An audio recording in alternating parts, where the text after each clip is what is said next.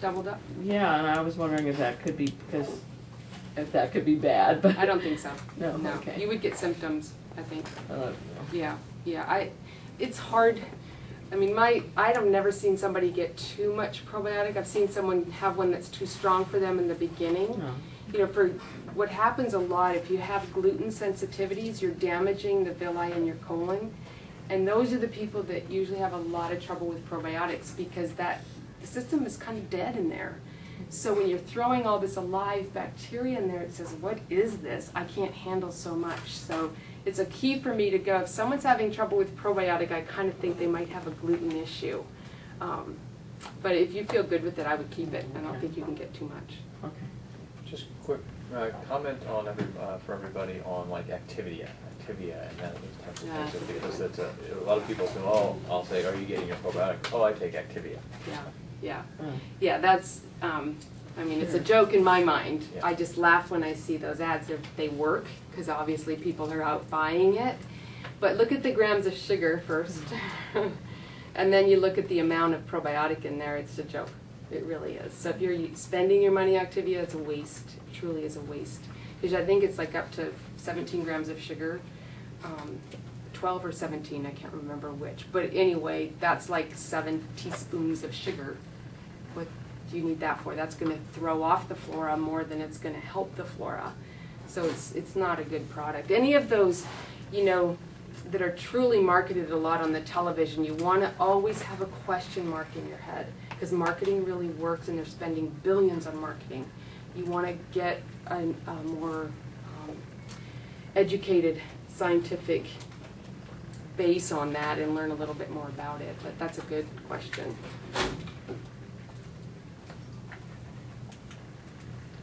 Triglycerides, I said, can be just diet. I don't even worry about supplements there. I mean, I think fish oil helps triglycerides. But like I said, I can get triglycerides down in a week if someone changes their diet. So it's an easy solution if you know how to eat to change that. Basically getting sugar way down, alcohol, coffee. Arthritis, the number one thing to do, because once you have arthritis, it's hard to just change it through diet. But that inflammatory response, arthritis is autoimmune. So your immune system is being compromised. So anything you can do to help your immune system is going to help the arthritis. But where I get people telling me within a week they're feeling a little bit better is through fish oil.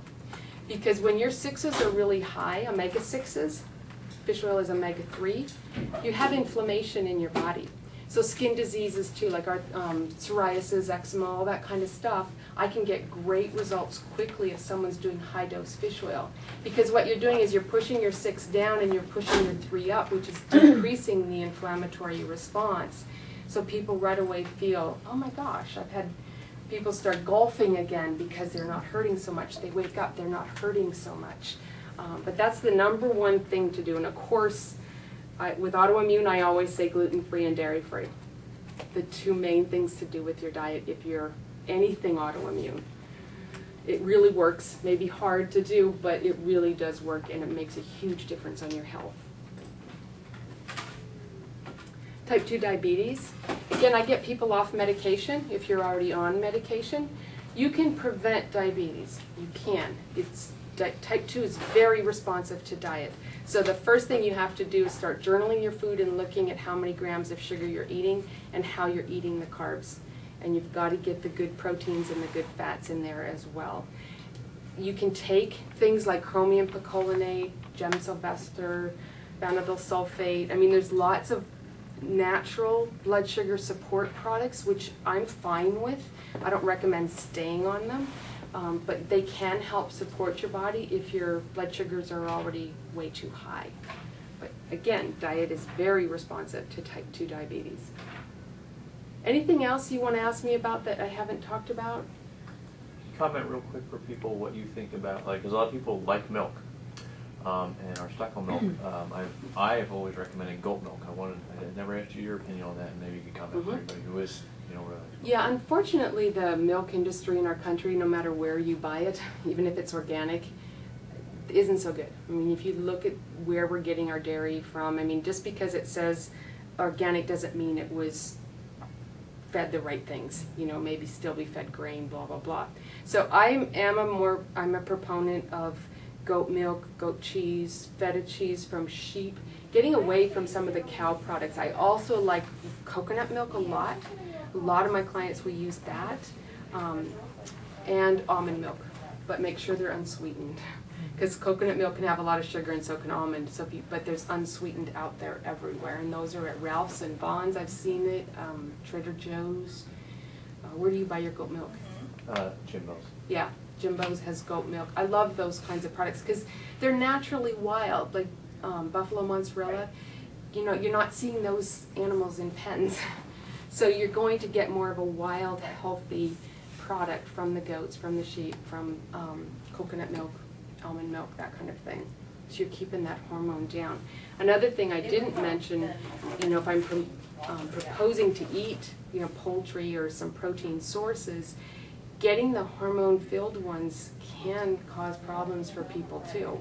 So a lot of times people say, well, it's so expensive to buy organic meats. But one thing I'm noticing in Costco, there's, like I buy bison meat, I love it.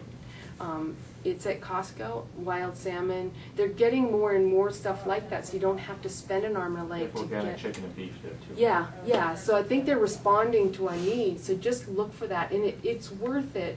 What I like teaching people now, instead of, you know, you don't have to have so much food. You know, if you have a small piece of chicken and a small piece of steak or beef or bison, you know, that buying it organic, you can still spend the same amount of money. And it's worth spending a little bit more if you're noticing that, if you're sitting there looking, well, this is a little bit more than this. Yeah, it's worth it. It's worth it to spend a little bit more and get that organic dairy and organic protein.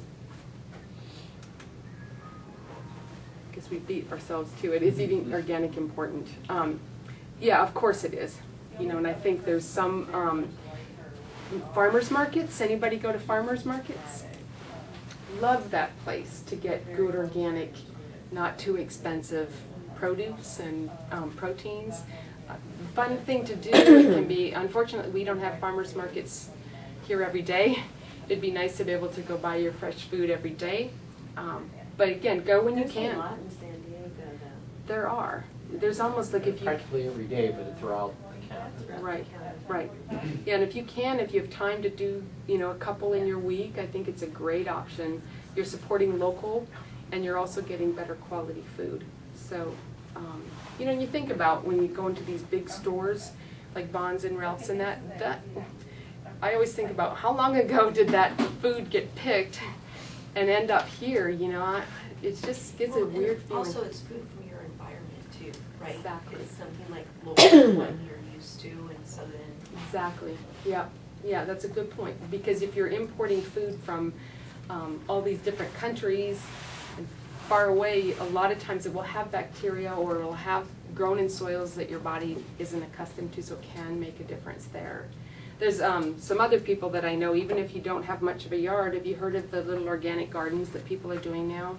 You're doing that? She has a huge garden. We started one at my school. Oh, that's great. So, yeah. Yeah. The but- kids love it. Yeah. It's just something, it's worth spending some time doing. But people will always say, well, I don't have a yard. I don't have a yard. You don't need it. But you need a yard. 4 Yeah. feet. Yeah, yeah. And you can grow so much stuff. I have these clients that... We can't keep up with the zucchini they were there. I mean, we got Yeah. monster zucchini. Do you? I get tired of picking it. I know, and it's kind of fun to get into that whole, you know, learning about the different things and learning. I mean, I even started reading about, you know, if you grow some herb beside some plant, it's going to keep the bugs away, and you know, it's kind of fun. It's a hobby to get into, I think, and you can start really small, even just with containers. But I think it's a great way to think about eating your food. Eating out. How many eat out every day? Lunch or dinner? Lunch, Because of work? yeah. Escape the building. Yeah, yeah. Do you find it's a problem? Do you think it's a problem? Would you like Yeah, to change too much it? food. Yeah. You know, I think if there's a way to escape the building and still have your own lunch, you know, that might be something to think about. Or is it you go with your coworkers Yeah. and it's a social thing? Social thing too. Yeah. And social's part of health. You know, so Stress relief. yeah, yeah. And I encourage whatever makes people smile and Would you give up rejuvenate. dinner?